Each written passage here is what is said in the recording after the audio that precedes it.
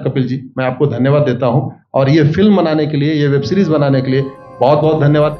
कहां का सत्यमेव जयते, कहां का सत्यमेव जयते, कहां का सत्यमेव जयते। सुप्रीम कोर्ट के जजेस, हाई कोर्ट के जजेस जरूर इसको देखें और आत्मचिंतन करें कि भारत की न्याय प्रणाली कहां पहुंच गई है। भारत में टोटल 5 करोड़ केसेस तो वो हैं जो district court, high court, supreme court में है। इसका मतलब 5 करोड़ परिवार न्याय की आशा में बैठा हुआ है। ऑन एन एवरेज एक परिवार में 6 आदमी रख लीजिए, तो यानी 30 करोड़ लोग न्याय की आस लगाए बैठे हुए हैं। 30 करोड़ का मतलब एक अमेरिका, 30 करोड़ का मतलब 15 ऑस्ट्रेलिया, 30 करोड़ का मतलब 7 कनाडा, 30 करोड़ का मतलब 1.5 ब्राजील।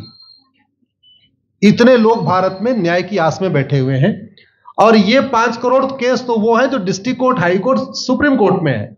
इसके पैरेलल हमारे देश में एक और जुडिशियल सिस्टम है, उसको कहते हैं तहसीलदार, एसडीएम, एडीएम, डीएम, कमिश्नर, जहां पे चकबंदी के मुकदमे चलते हैं। वो इस 5 करोड़ में काउंटेड नहीं है। जो तहसीलदार के यहां मुकदमा होता है, एसडीएम के यहां मुकदमा होता है, एडीएम के यहां होता है, डीएम के यहां होता है, चकबंदी अधिकारी जिसको सीओ कहते हैं, डीडीसी कहते हैं, एसओसी कहते हैं, वो एक इसके पैरेलल में है और 5 करोड़ मुकदमे वहां पे भी चल रहे हैं। इसका मैं लाइव एग्जांपल देना चाहूंगा भारत की ब्लैक जस्टिस सिस्टम का। 1985 में जौनपुर में एक 10 बीघे जमीन का मुकदमा शुरू हुआ था। अभी वो सबसे नीचे पायदान पे है, जिसको कहते हैं चकबंदी अधिकारी। 1985 में मुकदमा शुरू हुआ, 2023 आ गया, लगभग 37 साल बीत चुके। 37 साल में यह नहीं तय हो पाया कि असली विल कौन सी है। 2 लोगों ने क्लेम किया, वो कह रहे हैं मुझे विल मिली है, वो कह रहे हैं मुझे विल मिली है। 37 साल में यह नहीं डिसाइड हो पाया असली विल किसकी है। अगर मान लीजिए आज डिसाइड हो जाए तो सीओ के बाद एसओसी, एसओसी के बाद डीडीसी, डीडीसी के बाद हाई कोर्ट, हाई कोर्ट के बाद सुप्रीम कोर्ट, यानी अभी 35 साल और लगेगा, 70 साल लगेगा। सेकंड जनरेशन मुकदमा लड़ रही है, ऑलरेडी सेकंड जनरेशन मुकदमा लड़ रही है और इसी स्पीड से काम हुआ तो मुझे लगता है थर्ड जनरेशन आके मुकदमा तब जाके सुप्रीम कोर्ट पहुंचेगा। दूसरा एग्जांपल, एक ग्लेरिंग एग्जांपल आपको देता हूं। 1971 के वॉर में पाकिस्तान में बम फेंकने वाले, पाकिस्तान के फौजियों के बहुत सारे बैंकर तोड़ने वाले एक कर्नल कबोत्रा है, पंचकुला में रहते हैं। दुश्मनों के उन्होंने दांत तोड़ दिए। आज 2000 से उनके मकान पे किसी ने कब्जा किया हुआ है। 2023 आ चुका है, 23 साल में वो अपने मकान को नहीं छुड़ा पाए। अभी मामला पंचकुला की डिस्ट्रिक्ट कोर्ट में है, उसके बाद चंडीगढ़ हाई कोर्ट जाएगा, फिर सुप्रीम कोर्ट जाएगा। तो 23 साल में वो सबसे नीचे पायदान पे है। वास्तविकता यह है, अंग्रेज चले गए, अंग्रेजी कानून यहीं छोड़ गए, अंग्रेजी व्यवस्था यहीं छोड़ गए। यह व्यवस्था भारत में न्याय देने के लिए नहीं बनी थी।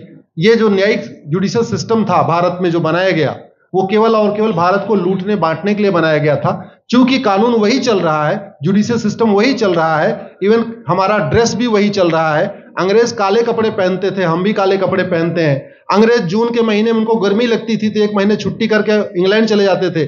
आज भी हमारा हाई कोर्ट, सुप्रीम कोर्ट पूरे मई जून बंद रहता है। अंग्रेजों को क्रिसमस के टाइम में दिसंबर में छुट्टी मनाना जाना होता था, 1 महीने छुट्टी कर चले जाते थे। आज भी हमारी हाई कोर्ट, सुप्रीम कोर्ट दिसंबर में, क्रिसमस के टाइम में 15 दिन 20 दिन बंद हो जाती है। तो सोच वही है, किताबें वही है, व्यवस्था वही है, कानून वही है, तो स्वाभाविक सी बात है जस्टिस होगा कहां से? जस्टिस कैसे होगा?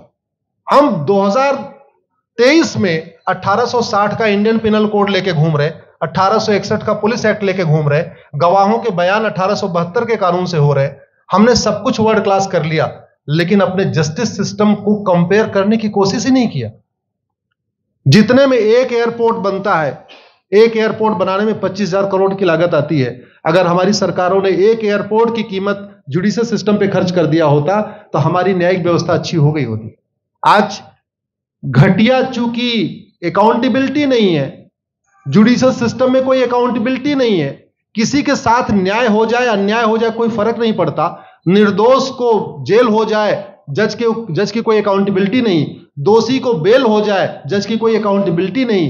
लाखों लाख लोग जेल में सड़ रहे हैं, लाखों धोखेबाज भ्रष्टाचारी बाहर घूम रहे हैं, मूल कारण है ब्लैक जस्टिस सिस्टम। आपने बहुत अच्छा आपने इस पे वेब सीरीज बनाया है, और इस देश में world class airport, world class highway, world class shopping mall, सब कुछ वर्ल्ड क्लास बना लिया। इनफैक्ट अपना मोबाइल का डेटा सुरक्षित रखने के लिए हमारे सांसद, विधायक, जज आईफोन भी यूज करते हैं, अमेरिका का आईफोन यूज करते हैं हमारा डेटा सुरक्षित हो जाए। लेकिन भारत सुरक्षित हो जाए उसके लिए यह नहीं देखते कि जापान में कौन सा कानून है, अमेरिका में कौन सा कानून है, सिंगापुर में क्या अच्छा चल रहा है। कनाडा में रेंट का मामला एक डेट में खत्म होता है। सिंगापुर में अभी कुछ दिन पहले एक व्यक्ति के पास 900 ग्राम गांजा पाया गया, उसको फांसी हुई है। दोबारा वहां ड्रग स्मगलिंग होगी क्या? तो भारत में चाहे वो ड्रग स्मगलिंग है, माफिया राज है, ह्यूमन ट्रैफिकिंग है, इन सब के लिए हमारा जस्टिस सिस्टम जिम्मेदार है। कोई भी अपराध होता है उसमें दो पक्ष होता है, एक पीड़ित, एक अपराध करने वाला। जो पीड़ित होता है वो चाहता है जल्दी उसको न्याय मिल जाए, अपराध करने वाला चाहता है मुकदमा लंबा चले। भारत का न्यायिक सिस्टम अपराध करने वाले के साथ खड़ा है। बलात्कारी चाहता है उसका मुकदमा 30 साल चले, और मुकदमा 30 साल चलता है।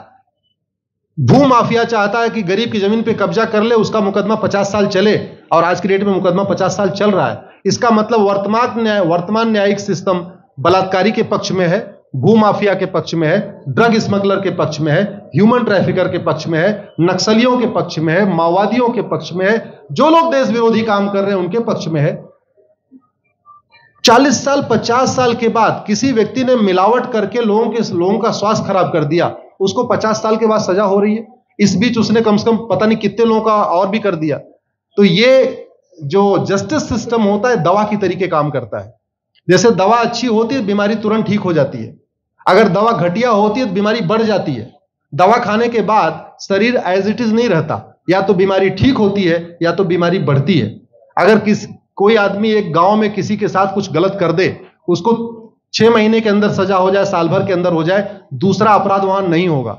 लेकिन अगर उस व्यक्ति को पनिशमेंट नहीं मिला तो स्वाभाविक सी बात है उसने उसको और मोटिवेट कर दिया।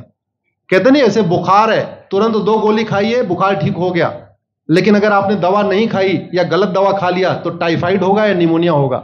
दुर्भाग्यवश ये हमारा जस्टिस सिस्टम यही कर रहा है।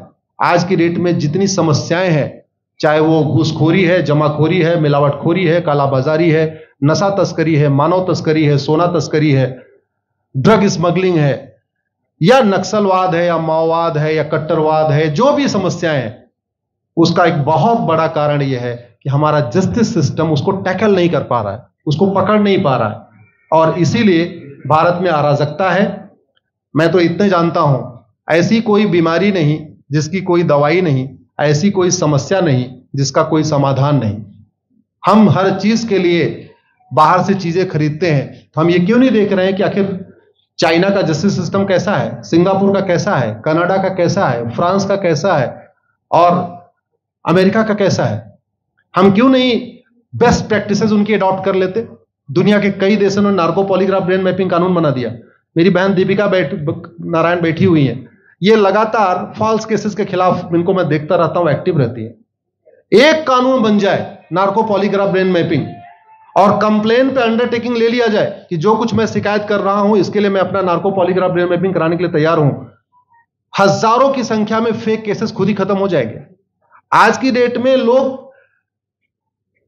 जुडिशरी की लापरवाही के साथ साथ फर्जी केस से परेशान है, फर्जी गवाही से परेशान है, फर्जी एफआईआर से परेशान है, हजारों परिवार परेशान है। कई बार देखा गया कि जो फैमिली के केसेस होते हैं उसमें कितने सारे फेक केसेस भी आ रहे हैं। तो जो वास्तव में दोषी हैं उनको पनिशमेंट नहीं मिल पा रहा है, जो निर्दोष हैं उनके खिलाफ फर्जी केसेस हो रहे हैं। आज की डेट में गांव में एक दबंग अगर जमीन कब्जा कर लेता है, किसी की हिम्मत नहीं पड़ती उसके खिलाफ कोई गवाही दे दे। लोगों को अपनी जमीन छुड़ाने में 30 साल लड़ना पड़ रहा है, 35 साल लड़ना पड़ रहा है। अगर 30 साल 35 साल के बाद कक्कड़ जी उसको अपनी जमीन मिल भी गई तो उसके साथ न्याय कहां हुआ? 35 साल में उसका टाइम बर्बाद हो गया, 35 साल में उसका पैसा बर्बाद हो गया, 35 साल वो मेंटल ट्रॉमा में रहा, 35 साल उसने तारीख पे तारीख झेली है। और मैं तो डिस्ट्रिक्ट कोर्ट में कई बार जाके देखा, ऐसे परिवारों को देखता हूं जिनके पास बस से आने के लिए पैसा नहीं है, साइकिल से आते हैं। ऐसे परिवारों को देखता हूं जो चाय नहीं पी सकते अपने पैसे से, बेचारे घर से रोटी बांध के और अचार लेके आते हैं, लेकिन वहां मजबूरी में वकील को पैसा देते हैं। तो हमारी कोर्ट कचहरी वास्तव में दलाली का अड्डा बन गया है। हमारी कोर्ट कचहरी भ्रष्टाचार का अड्डा बन गया है। और मैं दुख के साथ कहना चाहूंगा, अदालतों में न्याय हो नहीं रहा है, बल्कि न्याय बिक रहा है। जिनके पास पैसा है, वो कि उन्होंने कितना बड़ा क्राइम किया हो, मर्डर किया हो, रेप किया हो, उनको जमानत हो रही है। और जिनके पास नहीं है, वो बेचारे जेल में सड़ रहे हैं। कई बार तो देखा गया, मैंने मेरे मर्डर किया एक्स अनंत सिंह ने, लेकिन एक्स अनंत सिंह बाहुबली थे, उन्होंने थानेदार को 20 लाख रुपए दिया, वो वाई अनंत सिंह को लेकर जेल में डाल दिया, नाम वही है। अब उसके बाद क्या हुआ, 20 साल मुकदमा चला और फिर सबूत के अभाव में छूट गया। तो जिसने मर्डर किया वो तो कभी जेल गया ही नहीं, एक निर्दोष जेल गया, 10-20 साल के बाद उसने अपना जमीन बेचा, सब कुछ किया, मां बाप सब कुछ तबाह हो गए, फिर वो सबूत के अभाव में छूट रहा है। तो सबूत के अभाव में अगर 20 साल के बाद छूट भी गया हो, उसका 20 साल कौन लौटाएगा? उसके 20 साल के लिए कौन जिम्मेदार है? उसके 20 साल जो बर्बाद हुआ, उसके लिए संविधान की शपथ लेने वाले जिम्मेदार हैं। संविधान के प्रियम्बल में लिखा है, हम आपको जस्टिस देंगे, हम आपको न्याय देंगे। न्याय देने की जिम्मेदारी किसकी? जिन्होंने शपथ लिया। शपथ कौन लेते हैं? जजेस लेते हैं, सांसद, विधायक, मंत्री लेते हैं। तो आज की डेट में अगर लोगों को न्याय नहीं मिल रहा है, तो इसके लिए वही जिम्मेदार हैं जो संविधान की शपथ लेते हैं।